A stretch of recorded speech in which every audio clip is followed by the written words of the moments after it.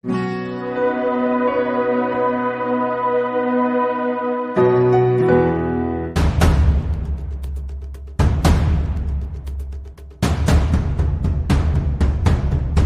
لله نحمده ونستعينه ونستغفره ونعوذ بالله من شرور أنفسنا ومن سيئات أعمالنا من يهده الله فلا مضل له ومن يضلل فلا هادي له وأشهد أن لا إله إلا الله وحده لا شريك له وأشهد أن محمدا عبده ورسوله أما بعد فإن خير الحديث كتاب الله وخير الهدي هدي محمد صلى الله عليه وسلم وشر الأمور محدثاتها وكل محدثة بدعة وكل بدعة ضلالة وكل ضلالة في النار فأعوذ بالله السميع العليم من الشيطان الرجيم بسم الله الرحمن الرحيم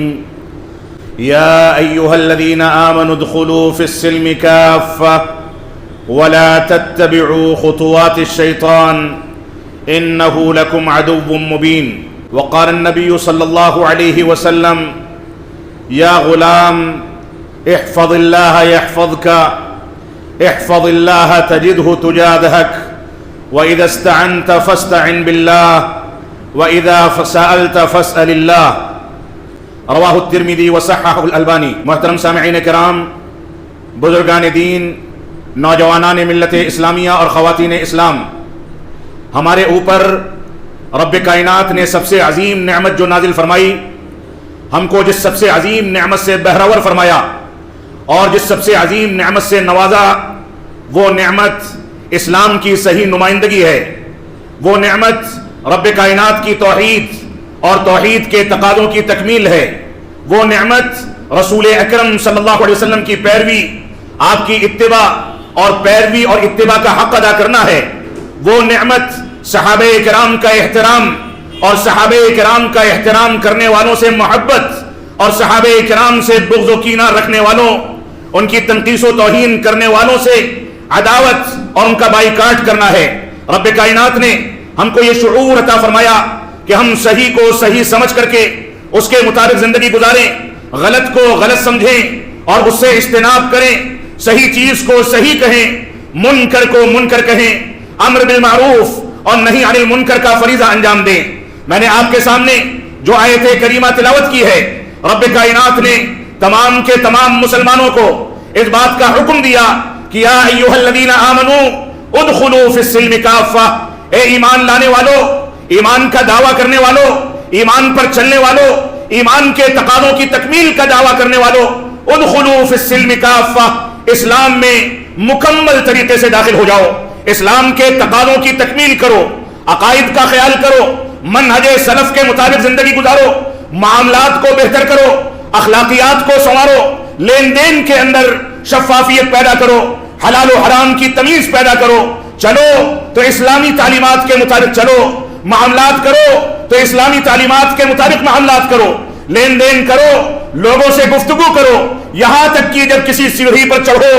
اترو، بیت الخلا میں داخل ہو، بیت الخلا سے نکلو، تمام کے تمام معاملات میں تم دین اسلام کی پیروی کرو۔ ایک سچا مسلمان وہ ہوتا ہے جو صبح بیدار ہونے سے لے کر کے رات میں سونے تک اور سونے سے پہلے کے آداب اختیار کرنے سے لے کر صبح بیدار ہونے تک زندگی کی اس سائیکل میں تمام کے تمام مراحل میں تمام کی تمام جگہوں پر تمام کے تمام مطالبات کی تکمیل کر کے وہ رب کائنات کا غلام اور اللہ رب العالمین کے دین کے مطابق زندگی کو اسی انداز سے گزارنے والا بن جاتا ہے جیسے صحابہ کرام نے زندگی گزاری۔ ہمارے لیے یہ رب کائنات کی ہزار نعمت ہے کہ اللہ رب العالمین نے ہم کو مسلمان بنایا ہے، اور اس سے کہیں بڑی نعمت یہ ہے کہ ہماری یہ پیشانی صرف رب کائنات کے آگے جھکتی ہے۔ اس سے کہیں بڑی نعمت یہ ہے کہ ہم کو اتباع رسول اور فہم رسول اور محبت رسول کا شعور دیا گیا، تاکہ جن چیزوں کا حکم دیا گیا ہے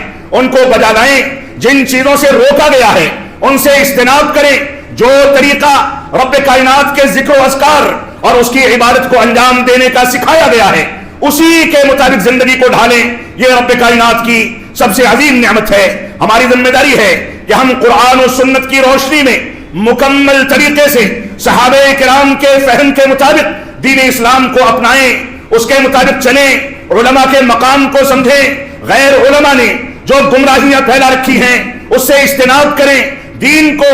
دین کے حقیقی مصادر سے اخذ کریں، اس کے مطابق زندگی کو ڈھالیں. یہ ہماری بنیادی ذمہ داری ہے. یہ شہر علی گڑھ جو علم و عرفان کا شہر ہے، یہاں ایک بین الاقوامی یونیورسٹی جس میں ہزاروں کی تعداد میں صرف ہندوستان کے ہر خطے سے نہیں بلکہ دنیا کے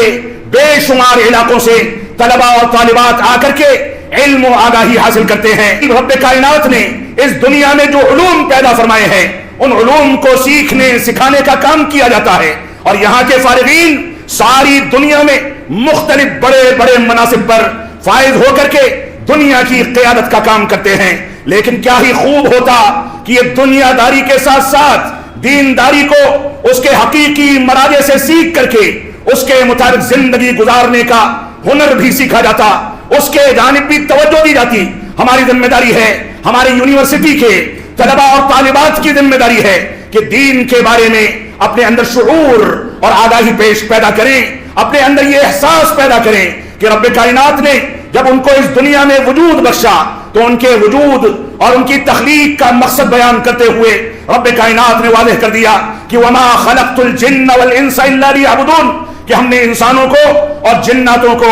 محض اپنی عبادت اور توحید کے تقاضوں کی تکمیل کے لیے پیدا کیا ہے. انسان اپنی پیدائش کے مقصد کو چھوڑ کر کے دنیاوی ترقی میں دنیا کے کسی بھی خطے میں پہنچ جائے، بڑے بڑے عہدے و منصب پر فائز ہو جائے، اس کو اختیارات مل جائیں، لیکن اپنے مقصد حقیقی کو اور پیدائش کے مقصد کو، توحید کی تکمیل کے مقصد کو اگر وہ نہیں سمجھ سکا تو ایسی صورت میں دنیا کی چمک دمک میں زندگی تو گزار لے گا، لیکن آخرت میں جب اس کے بچے، اس کی بہو، اس کی بیٹی، اس کے گھر والے، اس کے بیٹے اور اس کے اہل خانہ خود اس کو اٹھا کر کے قبرستان کے لیے رخصت کر دیں گے تو منو مٹی نیچے جو سوالات کیے جائیں گے وہ سوالات انسان کی اسی دینی زندگی اور اسی منہجی غیرت، اسی توحید، اسی دین اور اسی رب کے بارے میں کیے جائیں گے. لہذا ہماری ذمہ داری ہے کہ ہم جہاں دنیا میں ترقی کریں، خوب پھلے پھولیں، خوب آسمانوں پر اڑیں، ترقی کی راہیں طے کریں، لیکن ساتھ میں اپنے رب کو بھلا دیں. اس بات کو گوارا نہ کیا جائے. توحید کو سمجھا جائے، اتباع رسول کو سمجھا جائے، عظمت صحابہ کو سمجھا جائے. یہ یونیورسٹیوں کے جو ماحول ہوتے ہیں اس میں اچک لے جانے کے امکانات بہت زیادہ ہوتے ہیں. ہر مکتب فکر کا ایک شخص آپ پر ذمہ دار بنا دیا جاتا ہے. کوئی آپ کو پڑھاتا ہے اور اتنے بہروپیہ ہوتے ہیں کہ ان کا تخصص کچھ ہوگا لیکن دین کے نام پر لوگوں کے درمیان غلط انداز کی فکر پیش کرنے میں اتنا زیادہ بہروپیہ انداز اختیار کر لیں گے کہ آپ دھوکے میں آ جائیں گے. دین کو علماء کرام اور علماء حقیقی، علماء ربانی جو قرآن و سنت اور منہج سلف کے مطابق دین کی تعبیر کی حقیقت کو سمجھتے ہیں، ان علماء کی پیروی کر کے اس ماحول سے نکل کر کے آپ دین کا شعور پیدا کریں. یہ آپ کی بنیادی ذمہ داری ہے. ترمذی کی جس روایت کا ایک ٹکڑا میں نے آپ کے سامنے پیش کیا، ابن عباس رضی اللہ تعالیٰ عنہ فرماتے ہیں، کہتے ہیں کنت خلف النبی صلی اللہ علیہ وسلم، میں اللہ کے نبی صلی اللہ علیہ وسلم کی سواری پر آپ کے پیچھے بیٹھا ہوا تھا. چھوٹے سے بچے تھے، نوجوانی کی عمر قریب تھی، سن شعور کو پہنچ چکے تھے، غلط اور صحیح میں تفریق کرنے کا شعور پیدا ہو گیا تھا. آپ کی سواری پر، مبارک سواری پر پیچھے سوار ہونے کا موقع ملا تھا. اللہ کے نبی صلی اللہ علیہ وسلم جو مربی تھے، اللہ کے نبی صلی اللہ علیہ وسلم جو امت اسلامیہ کے قائد اعظم تھے، اللہ کے نبی صلی اللہ علیہ وسلم جو نفسیات کو پڑھنے والے، انسان کے مزاج کو سمجھنے والے، انسان کو تسلی دینے والے، انسان کی حقیقی رہنمائی کرنے میں چاہے کتنی بھی مشکلات آ جائیں ان پر صبر و تحمل سے کام لینے والے یہ قائد اعظم اللہ کے نبی صلی اللہ علیہ وسلم ہمارے ماں باپ، ہمارا خاندان، ہمارا سرمایہ، ہماری تجارت، ہمارا کاروبار آپ کے اوپر قربان جائے. آپ نے بچے کو بڑی شفقت کے ساتھ مخاطب کر کے فرمایا، یا غلام، اے پیارے بچے سنو، انی اعلمک کلمات، میں تم کو کچھ کلمات سکھاتا ہوں، کچھ نصیحتیں سکھاتا ہوں، کچھ تعلیمات دیتا ہوں. ان پر غور و تدبر کرو اور ان کے مطابق اپنی زندگی کے اندر رب کائنات کے بارے میں فہم و شعور پیدا کرو۔ فرمایا احفظ اللہ یحفظک۔ ہمارے طلبہ، ہماری طالبات اور عام مسلمان ان باتوں کو اپنی گھٹیوں میں بٹھا لیں۔ فرمایا احفظ اللہ یحفظک، رب کائنات کی حفاظت کرو۔ رب کائنات کی حفاظت حقیقی دین پر عمل پیرا ہونے کے نتیجے میں ہوتی ہے۔ یہ حقیقی دین ان علماء ربانی سے ہمیں حاصل ہوتا ہے جو علماء منہج سلف کا شعور رکھتے ہیں۔ یہ حقیقی دین ان لوگوں سے حاصل نہیں ہوتا جو بہروپیوں کی شکل میں اسلام کا اور علماء کا لبادہ اوڑھ کر کے دنیا کو دھوکے میں ڈالنے، سوشل میڈیا پر ٹی آر پی کمانے کے لیے رنگینیوں کو اپنانے، فتوے بازی کرنے اور غلط انداز کے اسالیب اور منہج سلف سے دوری کی زندگی اختیار کرنے کے عادی ہو گئے ہیں۔ یہ حقیقی دین، رب کائنات کا حقیقی شعور ان سے حاصل نہیں ہو سکتا۔ تو فرمایا اے پیارے بچے، رب کائنات کی حفاظت کرو۔ یحفظک، اللہ رب العالمین تمہاری حفاظت کرے گا۔ اے پیارے بچے، احفظ اللہ تجدہ تجاہک، رب کائنات کے دین کی حفاظت کرو، اللہ رب العالمین کو اپنے سامنے پاؤ گے۔ تم کو کوئی مشکل پڑ جائے، رب کائنات مشکل کو بنا کر کے، بگڑی کو بنا کر کے، مشکلات کو دور کر کے آسانیاں پیدا کر دے گا۔ بے چینی کا عالم ہوگا، امن و سلامتی نازل کی جائے گی، بھوک اور بھکمری ہوگی، آسودگی نازل کی جائے گی، پیاس ہوگی، پانی پلایا جائے گا۔ تمہارے بارے میں غلط فیصلے کسی عدالت میں یا کسی حکومت کے میں کیے جا رہے ہوں گے تو یہ تمہارے اپنے کرتوتوں کے نتیجے میں کیے جاتے ہیں۔ رب کائنات کی حفاظت کرو گے تو رب کائنات اس پورے سسٹم کو تبدیل کرنے پر قادر ہے۔ فرمایا احفظ اللہ یحفظک، احفظ اللہ تجدہ تجاہک، اللہ رب العالمین کی حفاظت کرو، رب کائنات کو اپنے سامنے پاؤ گے۔ اور اس کے بعد فرمایا اذا سألت فاسأل اللہ، جب سوال کرو تو اللہ رب العالمین سے سوال کرو۔ آج مسلمان اپنی گریبان میں جھانک کر کے دیکھے اس کا سوال غیر اللہ سے کتنا وابستہ ہے۔ آج مسلمان اپنی گریبان میں جھانک کر کے دیکھے اس کے اوپر مشکلات آتی ہیں تو کس کو پکارتا ہے، کس پر اعتماد کرتا ہے، کس پر بھروسہ کرتا ہے؟ اللہ کے نبی صلی اللہ علیہ وسلم نے شفقت کے ساتھ سمجھایا اذا سألت فاسأل اللہ، جب سوال کرنا ہو تو غیر اللہ کو چھوڑ دو۔ یہ غیر اللہ بیمار پڑتا ہے تو شفا دینے والا رب کائنات ہے، یہ غیر اللہ مشکلات میں گرفتار ہوتا ہے تو مشکلات کو دور کرنے والا رب کائنات ہے۔ اللہ کی قسم، کوئی بھی مخلوق ہو، جانور ہو، انسان ہو، جنات ہو، جمادات ہوں، چرند پرند ہوں، کیڑے مکوڑے ہوں، درندے ہوں، درخت اور پودے ہوں، یہ ساری کی ساری مخلوقات ایک ایک سانس اور زندگی کا ایک ایک لمحہ جو گزارتی ہیں، اگر رب کائنات اس سانس کو لینے کی توفیق چھین لے تو انسان کی اور ان مخلوقات کی آنکھیں مل جائیں گی، وہ موت کے حوالے ہو جائیں گے۔ لہذا سوال کرنا ہے تو غیر اللہ کو کنارے کر دو، صرف رب کائنات سے سوال کرو۔ وَإِذَا اسْتَعَنْتَ فَاسْتَعِنْ بِاللَّهِ، آگے فرمایا اگر مدد طلب کرنی ہے تو رب کائنات سے مدد طلب کرو، غیر اللہ سے مدد طلب نہ کرو۔ اور اس کے بعد فرمایا وَاعْلَمْ أَنَّ الْأُمَّةَ لَوْ اجْتَمَعَتْ عَلَىٰ أَن يَنفَعُوكَ بِشَيْءٍ لَمْ يَنفَعُوكَ، سنو اگر ساری کی ساری دنیا تم کو فائدہ پہنچانا چاہے، لم ينفعوك، تم کو فائدہ نہیں پہنچا سکتی مگر اتنا ہی جتنا رب کائنات نے تمہارے مقدر میں لکھ دیا ہے۔ اور سنو اگر ساری دنیا مل کر کے، ساری طاقتیں مل کر کے، سپر طاقتیں اور دنیا کی ساری فوجیں، سارے ہتھیار، سارے امکانات، ساری سازشیں جمع کر دی جائیں اور تم کو کوئی نقصان پہنچانا چاہیں، ہمارا اعتقاد ہے، ہمارا اعتماد ہے، ہمارا عقیدہ ہے کہ ہم کو نقصان نہیں پہنچا سکتی مگر اتنا جتنا رب کائنات نے ہمارے مقدر میں لکھ دیا ہے۔ لہذا ہماری ذمہ داری ہے کہ ہم قرآن و سنت کی روشنی میں رب کائنات پر اسی انداز سے اعتماد اور توکل پیدا کریں اور اس روایت کو سامنے رکھا جائے۔ میں طالبان علی گڑھ مسلم یونیورسٹی اور طالبات کو بالخصوص مخاطب کر کے قرآن مجید کی چند نصیحتیں ان کی نظر کرنا چاہوں گا۔ سورہ لقمان میں رب کائنات نے لقمان علیہ السلام کی نصیحتوں کو ذکر فرما کر کے اس کو تاحیات مسلمانوں کے لیے آب زر سے لکھے جانے کے قابل بنا دیا ہے۔ یہ آیتیں ہمارے سامنے ہونی چاہیے۔ فرمایا اپنے بیٹے کو نصیحت کرتے ہوئے کہ رب کائنات کے شکر گزار بنو، ہر حالت میں شکر گزاری کا جذبہ پیدا کرو۔ ناشکراپن یہ انسان کی صحت کو بھی برباد کرتا ہے اور انسان کی زندگی کو بھی تباہ کر دیتا ہے، لہذا شکر ادا کرو۔ لا تشرک باللہ ان الشرک لظلم عظیم، اور فرمایا اے میرے بیٹے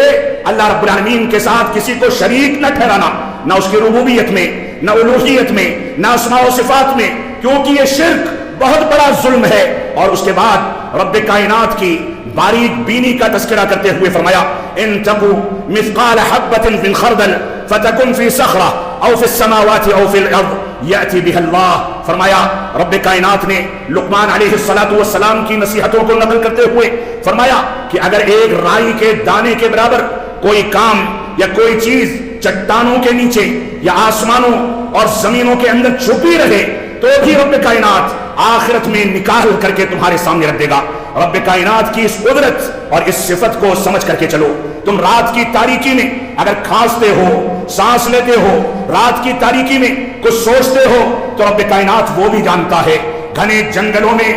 ہوائیں چلتی ہیں، پتے ٹوٹ کر کے گرتے ہیں، رب کائنات کو اس کا بھی علم ہے۔ لہذا رب کائنات کے بارے میں اس صفت کا علم تمہارے اندر ہونا چاہیے۔ اور اس کے بعد فرمایا یا بنیا اقم الصلاۃ، اے میرے پیارے بچے نماز قائم کرنا، نماز سے غفلت میں مت آ جانا۔ صلاۃ فجر میں مسلمانوں کی مسجدیں ویران ہیں۔ مسلمان رب کائنات کو یاد کرنے سے پہلے اپنی نیندیں پوری کرنا چاہتا ہے۔ مسلمان اللہ رب العالمین کی شکر گزاری ادا کرنے سے پہلے اپنی ضرورتوں کی تکمیل کرنا چاہتا ہے۔ فرمایا وصیت کی نماز قائم کرو، امر بالمعروف اور نہی عن المنکر کا فریضہ انجام دو، معروف کا حکم دو، منکرات سے لوگوں کو بچاؤ، منکرات کا انکار کرو، برائی کو برائی کہو، اچھائی کو اچھائی کہو، واصبر علی ما اصابک، اور اس راستے میں جو کچھ مشکلات آ جائیں ان کام لو، ان ذالک من عزم الامور، یہ بہت بڑی بات ہے، یہ بڑا دل رکھنے والے ہی انجام دے سکتے ہیں۔ آگے فرمایا ولا تصعر خدک للناس، اے میرے پیارے بچے سنو، لوگوں کے لیے منہ مت پھلایا کرو، ناراض مت ہو جایا کرو، ولا تمشی فی الارض مرحا، اور زمین پر اینٹ کر کے اور اکڑ کر کے مت چلا کرو، اقصد فی مشیکا، اپنی چال میں میانہ روی اختیار کرو، واغضض من صوتک، اپنی آواز کو قدرے پست رکھو، لوگوں کے سامنے چلا کر کے گفتگو مت کرو الا یہ کہ شرعی ضرورت ہو، شریعت کا تقاضا ہو، ایمانی غیرت و حمیت کا تقاضا ہو تو الگ مسئلہ ہے، لیکن عام طریقے سے آواز کو پست رکھا جائے، کیونکہ بھونڈی آواز، ہر جگہ پر شور کرنے والی آواز، اور سب سے بری آواز یہ گدھے کی آواز ہوا کرتی ہے۔ ہمیں ان آیتوں میں بڑی باریکی کے ساتھ بہت ساری نصیحتیں کر دی گئیں، ایسے ہی سورۃ الحجرات میں رب کائنات نے بہت ساری نصیحتیں ہم لوگوں کے لیے بیان فرمائی۔ فرمایا اپنی بات کے آگے اللہ اور اس کے رسول کی بات کو کنارے مت کیا کرو، اللہ اور اس کے رسول کی بات آ جائے تو اس کو تسلیم کر لو اور سنو، رسول اکرم صلی اللہ علیہ وسلم کا اسوہ،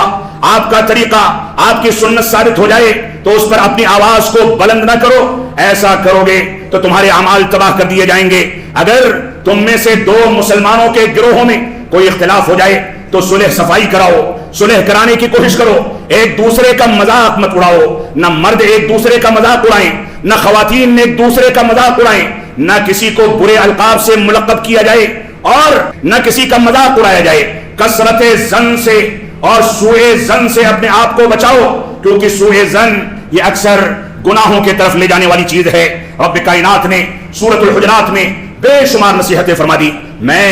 آپ کے سامنے جو بات ذکر کر رہا تھا وہ بات یہ تھی کہ ہمارے اوپر رب کائنات کی سب سے عظیم نعمت اسلام کی حقیقی تعبیر ہے، ہم اس کی جتنی قدر کریں کم ہے، اس پر رب کائنات کی جتنی شکر گزاری ادا کریں کم ہے۔ یونیورسٹیوں میں چیلنجز بہت زیادہ ہیں اور ان چیلنجز کے چلتے جہاں ہر طرح کی تہذیبیں زندگی گزارتی ہیں، ہر مسلک و مذہب کے لوگ زندگی گزارتے ہیں، یونیورسٹیوں کے ان چیلنجز میں اور اس متنوع حالات میں ہمارے طلبہ اور طالبات کی ذمہ داریاں بڑھ جاتی ہیں۔ ان چیلنجز میں ان کو خوارج کی فکر کا سامنا کرنا پڑتا ہے۔ اس کے لیے اسلام نے کیا تعلیمات دی؟ ہم دیکھیں خوارج کی بے شمار فکریں آج مسلمانوں کے معاشرے کو دیمک کے طریقے سے چاٹتی چلی جا رہی ہیں۔ علماء بیزاری کا فتنہ اسی کی ایک شکل ہے، قرآن مجید کو اپنی مرضی سے پیش کرنا اسی کی ایک شکل ہے، ایسے ہی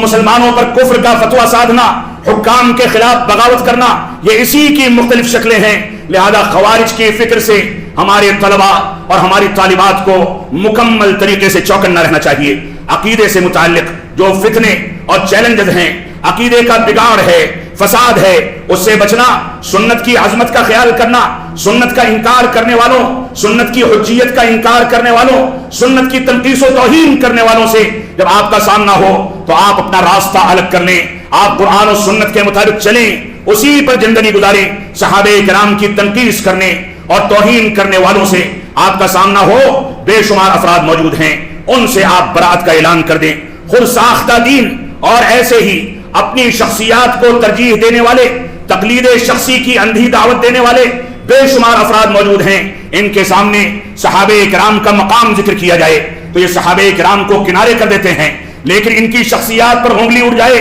تو یہ واویلا کھڑا کر دیتے ہیں۔ ان فتنوں سے اور ان چیلنجز سے ہمارے طلباء اور طالبات کو نپٹ کر کے دین کی صحیح تعبیر پیش کرنی ہے۔ ایسا نہ ہو کہ باطل افکار آپ کو اچک لے جائیں، بہروپیے شکلیں بدل بدل کر کے آپ کو غلط اسلام کا عادی بنا دیں اور صحیح اسلام سے دور کر دیں۔ ایسا نہ ہو کہ آپ دنیاوی ترقی میں اتنے مگن ہو جائیں کہ دینی تقاضوں کو بھول جائیں۔ آپ کی ذمہ داری ہے کہ دنیا میں ترقی ضرور کریں لیکن رب کائنات کو کنارے نہ کریں، دین کو کنارے نہ کریں۔ آخرت کی جواب دہی کا تصور آپ کے سامنے رہے۔ یونیورسٹیز میں دین پر چلنے اور ایسے ہی دینداری کے فتنوں نے بھی نئی نئی شکلیں اختیار کر لی ہیں۔ دین کے نام پر آپ کی جو کچھ رہنمائی کی جائے ضروری نہیں کہ وہ دین کا حصہ ہو، جو بات اچھی لگے ضروری نہیں کہ وہ اچھی ہو، جو بات سننے میں اچھی لگے ضروری نہیں کہ دینی ناحیے سے بھی اس کی تعریف کی جائے۔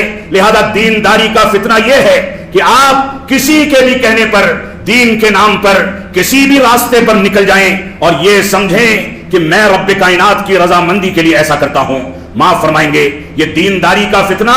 مسلمانوں کے اندر جس انداز سے پنپ رہا ہے اس نے ہماری چولیں ڈھیلی کر دی ہیں۔ ہماری ذمہ داری ہے کہ ہم صحیح انداز سے زندگی گزاریں، منہج سلف کے مطابق چلیں، نمازوں کی پابندی کریں۔ صلاۃ فجر کے بارے میں پھر سے اعادہ کروں گا کہ ہمارے طلباء اور طالبات کی ذمہ داری ہے کہ وقت پر اور ممکنہ حد تک باجماعت نمازوں کی ادائیگی کریں۔ بقائے باہم کے بارے میں، ڈائیورسٹی کے بارے میں، دوسروں کے حقوق کے بارے میں اسلام نے جو کچھ تعلیمات جاری کر دی ہیں ان چیزوں کو سامنے رکھا جائے، یہ سمجھا جائے کہ غیر مسلموں کے حقوق کیا ہیں، یہ سمجھا جائے دوسرے مکاتب فکر کے ساتھ ہم کو کیسے پیش آنا ہے اور اپنے دین پر باقی رہتے ہوئے ان سے تعلقات کیسے بنانے ہیں، ان کی رہنمائی کیسے کرنی ہے۔ اور ایک بنیادی چیز، رسول اکرم صلی اللہ علیہ وسلم جب مکہ مکرمہ سے مدینہ منورہ ہجرت کر کے آئے تو وہاں پر بازار پر یہودیوں کا قبضہ تھا۔ یہودیوں نے بازار میں، مارکیٹ میں، تجارت میں ترقی کر رکھی تھی۔